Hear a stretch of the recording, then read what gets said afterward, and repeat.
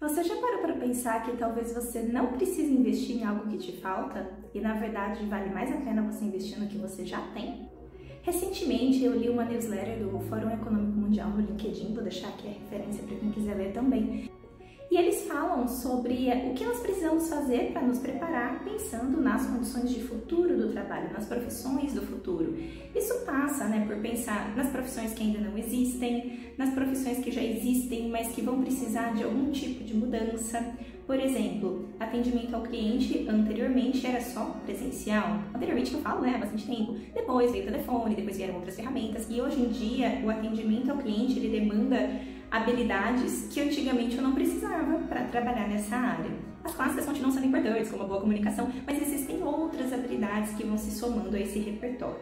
Então, quando a gente pensa em futuro do trabalho, envolve eu pensar em habilidades novas que eu preciso construir, em habilidades que eu já tenho, mas que eu preciso ressignificar, e muitas vezes isso envolve desaprender o que eu aprendi como certo para poder reaprender, e é por isso que eles usam termos como reskilling, upskilling, que tem ali no link, na referência que eu deixei. Isso significa que pode ser que eu precise de habilidades novas ou melhorar habilidades que eu já tenho, mas eu queria trazer um outro ponto aqui que eu falo muito nos meus atendimentos, que é, às vezes, você simplesmente não precisa cuidar de uma determinada habilidade, e isso depende de alguns fatores. Eu falo isso muito nos meus atendimentos, mas eu queria trazer um exemplo pessoal, vou trazer o meu exemplo. Quando eu fiz um teste de perfil, enfim, eu faço vários processos de autoconhecimento, e eu identifiquei que sim, por exemplo, no teste diz que aparece que eu tenho o item da comunicação como o item que mais aparece, é o item mais forte do meu perfil. Forte no sentido de que é algo que eu gosto de fazer, é algo que eu tenho uma certa facilidade, beleza. Não é um segredo, do jeito que eu sou tagarela, essa não é uma informação muito nova para quem já me conhece. Ao mesmo tempo que o teste me traz que eu tenho esses pontos fortes relacionados à comunicação, o teste também me traz que a minha habilidade analítica talvez não seja a mais desenvolvida.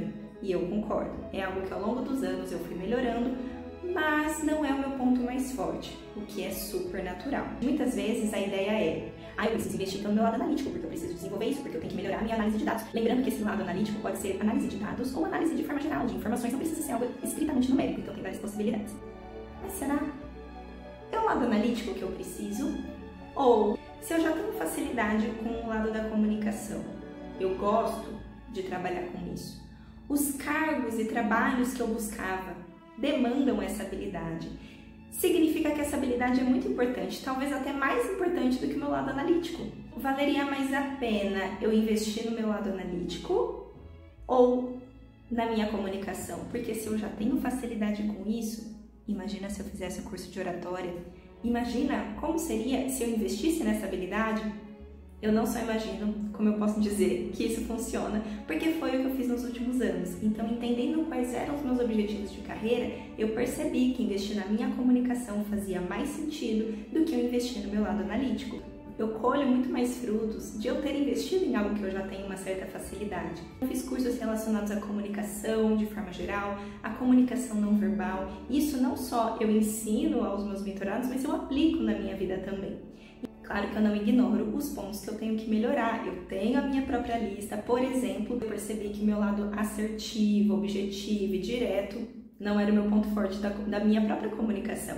Então eu entendi que na minha forma de me comunicar eu precisava ter mais ferramentas para conseguir, quando necessário, ser mais objetiva.